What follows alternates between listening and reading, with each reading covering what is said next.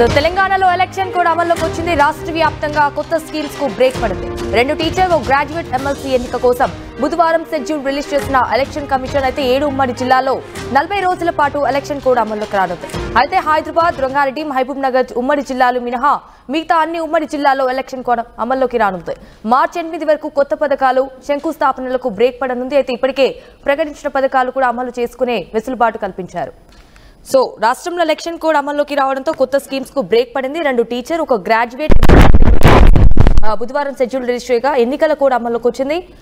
వరంగల్, ఖమ్మం, నల్లగొండ ఉపాధ్యాయ మెదక్, నిజామాబాద్, ఆదిలాబాద్, కరీంనగర్ ఉపాధ్యాయ మెదక్, నిజామాబాద్, ఆదిలాబాద్, కరీంనగర్ పట్టుభద్రుల స్థానిక ఎన్నికలకు జరగనున్నాయి. దీంతో 7 ఉమ్మడి జిల్లాల్లో దాదాపు 40 రోజుల ఎలక్షన్ కోడ్ అమల్లో ఉండనుంది.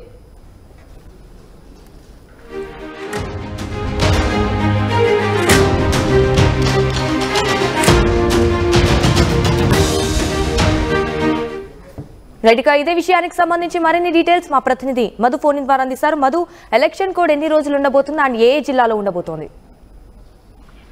ఎమ్మెల్సీ ఎన్నికల కోడ్ అమల్లోకి వచ్చింది. ఎన్నికలు జరిగేటువంటి జిల్లాలో దీనికి సంబంధించినటువంటి నియమావళి పకడ్బందీగా అమలు చేయాలనేటువంటిది కలెక్టర్ పమేలా సత్పతి ఇప్పటికే ఆదేశాలు జారీ చేశారు. కరీంనగర్ కి సంబంధించి ఇట్లా ఏ జిల్లాలకు సంబంధించి ఆయా కలెక్టర్లు ఆదేశాలు జారీ చేశారు. పక్కగా ఎన్నికల కోడ్ అమలు చేయాలనేటువంటి విధంగా. ముఖ్యంగా ఎన్నికల కోడ్ సాధారణంగా ఎట్లా ఉంటుంది, ప్రభుత్వం ఎట్లా దీనికి సంబంధించినటువంటి విషయంలో చర్యలు తీసుకోవాలనేటువంటి అంశంలోకి వెళ్తే ఇప్పుడు కొత్త పథకాలు అమలు చేయడానికి లేదు. ఉన్నటువంటి యథావిధిగా ఉన్న పథకాలను అమలు చేయాల్సి ఉంటుంది. ఎన్నికల కోడ్ ముగిసేంత వరకు దాదాపు 40 రోజులంటే 7 ఉమ్మడి జిల్లాలు, చాలా దాదాపు తెలంగాణ పూర్తి స్థాయిలో కొన్ని హైదరాబాద్, రంగారెడ్డి, పాలమూరు జిల్లా మినహాయిస్తే మిగతా దాదాపు అంతా ఎన్నికల కోడ్ అమల్లో ఉంటుంది. కాబట్టి ఆన్ గోయింగ్ స్కీమ్స్ మాత్రమే అమలు చేసేటువంటి అవకాశం ఉంది. 2 టీచరు, 1 గ్రాడ్యుయేట్ ఎమ్మెల్సీ ఎన్నికలు జరుగుతున్నాయి. దీనికి సంబంధించిన నోటిఫికేషన్ వచ్చింది కాబట్టి మార్చి 8 వరకు కొత్త పథకాలను ఇచ్చేటువంటి అవకాశం లేదు. ఇప్పుడు ఆన్ గోయింగ్ స్కీమ్స్ కింద తీసుకుంటే మొన్న జనవరి 26వ తారీఖున అమలు చేసినటువంటి 4 కొత్త పథకాలు కూడా అమలు చేసుకునే వెసులుబాటు రాష్ట్ర ప్రభుత్వానికి ఉంది. కానీ ఇక ముందు కొత్తగా శంకుస్థాపన చేయడం కానీ, మంత్రులు క్షేత్రస్థాయిలో పర్యటన రూపంగా కొత్తగా హామీలు ఇవ్వడం కానీ ఇవన్నీ ఉండే అవకాశం లేదు.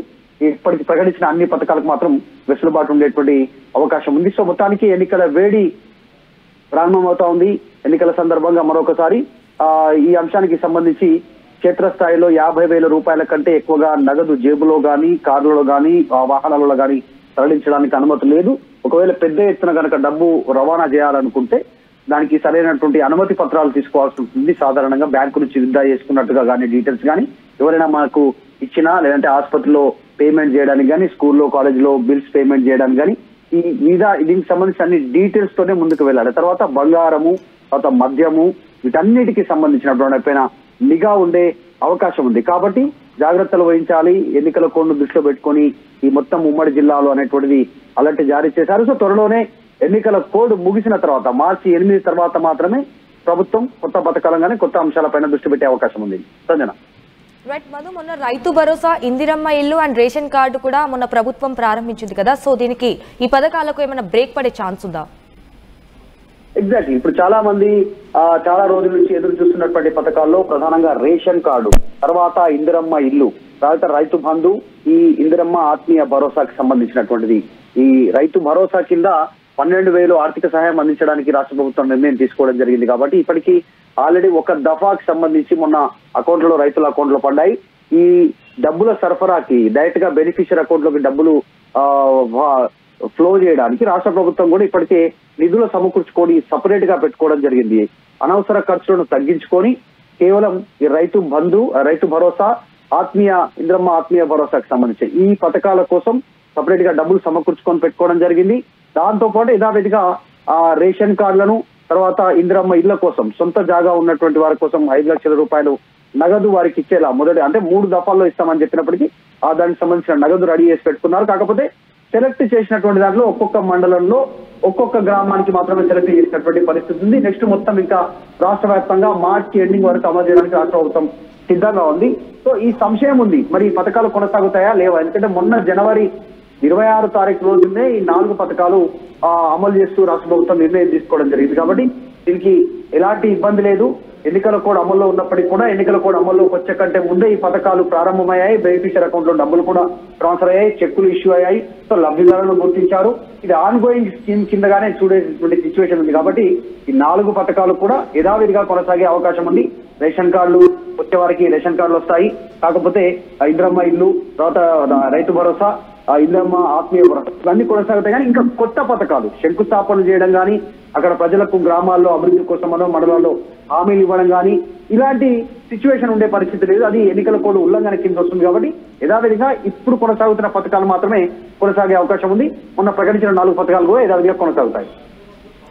Right Madhu, thank you for the updates. So రాష్ట్రంలో ఎలక్షన్ కోడ్ అమల్లోకి రావడంతో కొత్త స్కీమ్స్ కు బ్రేక్ పడింది. 2 టీచర్, 1 గ్రాడ్యుయేట్ ఎమ్మెల్సీ ఎన్నికలకు ఈసీ బుధవారం షెడ్యూల్ రిలీజ్ చేయగా ఎన్నికల కోడ్ అమల్లోకి వచ్చింది. వరంగల్ టు ఖమ్మం, నల్లగొండ, ఉపాధ్యాయ, మెదక్, నిజామాబాద్, ఆదిలాబాద్ నుంచి కరీంనగర్, ఉపాధ్యాయ, మెదక్, నిజామాబాద్, ఆదిలాబాద్, కరీంనగర్ పట్టభద్రుల స్థానిక ఎన్నికలు జరగనున్నాయి. దీంతో 7 ఉమ్మడి జిల్లాల్లో దాదాపు 40 రోజుల ఎలక్షన్ కోడ్ అమల్లోకి ఉండనుంది. అయితే హైదరాబాద్ నుంచి రంగారెడ్డి, మహబూబ్ నగర్ జిల్లాలో తప్ప మిగతా అన్ని ఉమ్మడి జిల్లాల్లో కోడ్ వర్తించనుంది.